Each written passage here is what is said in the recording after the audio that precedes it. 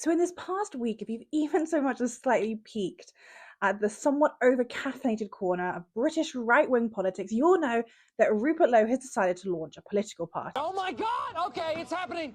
Everybody stay calm. What's the Everybody procedure, stay calm. everyone? What's the procedure? Stay calm. I'm sorry, but his timing, this launch didn't just disrupt my upload schedule, it exposed the emotional state of the country. Because this wasn't just a new party announcement, it was a flare fired into the landscape where people are exhausted by the same recycled lines about Britain being broken by the same recycled faces of those who broke it. See, I had wanted to talk about his grooming gang inquiry, but nope, he said new year, new me, new party, and so I had to pivot.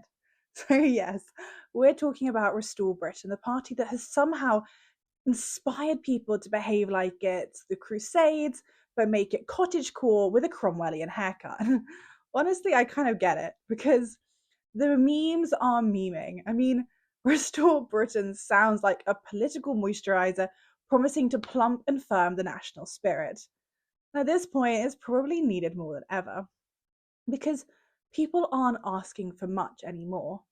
They just want politics to stop cosplaying honesty and actually be honest.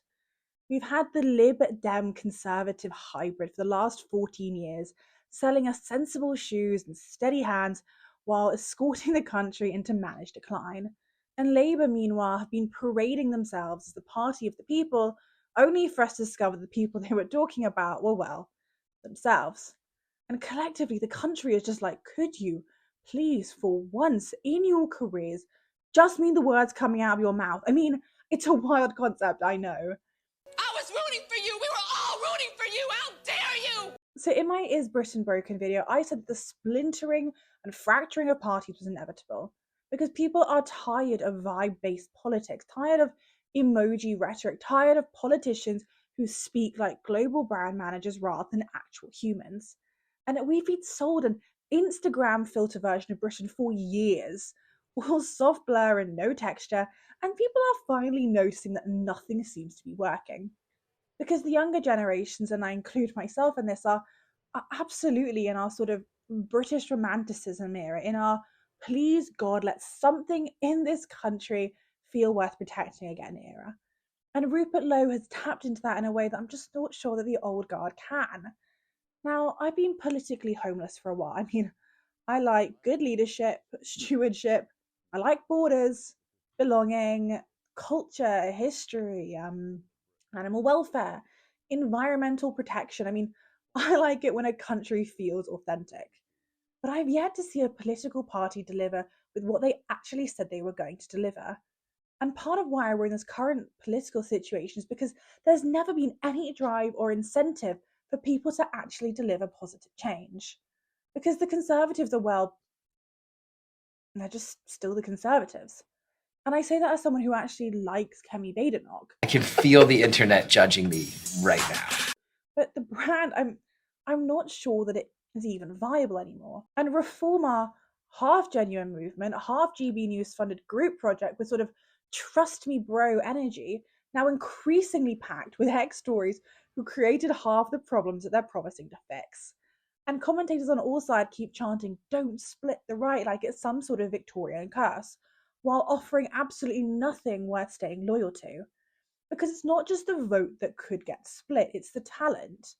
Because instead of pooling the best minds into one movement, we're going to be scattering them like confetti across the Conservatives, Reform, and now Restore Britain. I mean, it's like the Hunger Games, but with conference passes.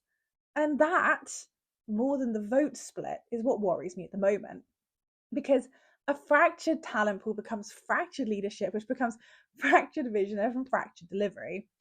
But having survived the Brexit era, I feel that we must all remember online Britain is not real Britain. And media Britain is certainly not real Britain. Because TikTok thinks that the Greens are about to sweep into power. I mean, GB News thinks that the Reform are storming Westminster at dawn, and Facebook is still kind of convinced that the Conservatives are fine and dandy.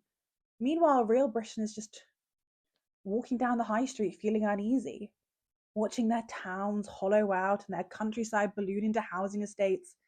And then when someone comes along and says, you're not alone in this, you're not imagining it, that's when movement begins.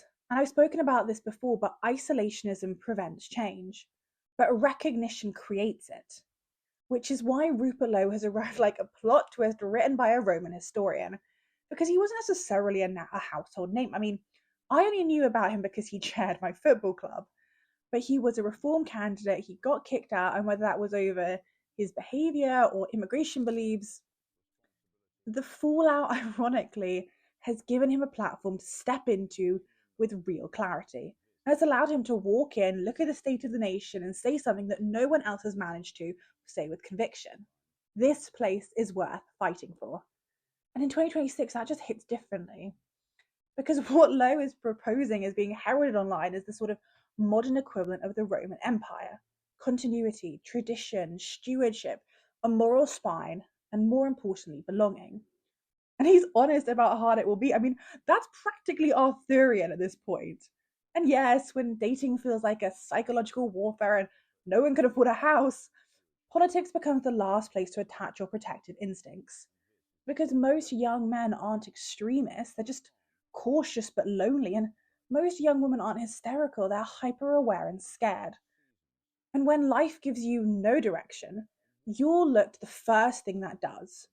So let's be fair, because Restore are not the only party who has benefited from this kind of romanticism, because Reform have been bathed in projection for months now. Reform are the political equivalent of a man who refuses to define the relationship. We were on a break! So everyone just imagines their own fantasy about him. And here's where Lowe does have an advantage, because he actually does things. He ran the independent grooming gang inquiry, he donates his MP salary to local charities, and he shows receipts. So Reform now face their real first challenge, because Restore's arrival forces them to finally clarify themselves to reveal the detail. And both parties will have to differentiate themselves to the extent where they cannot argue that their difference is only in who leads them. Identity theft is not a joke, Jim. And they will have to do so fast, because the lines will be drawn even faster. You cannot rely on vibes when someone else brings paperwork initiative. Which brings us to the question, is Rupert Lowe foolish for starting a new party? This is not America's next top best friend. I don't think we're living in a left versus right movement anymore. We're in a do I choose to even vote or not era, in the none of you are who you say you are territory. The age of voting for how your parents voted is over. No matter how hard parties try to, the age of nostalgia and this is for my dad kind of a slogan isn't going to work anymore.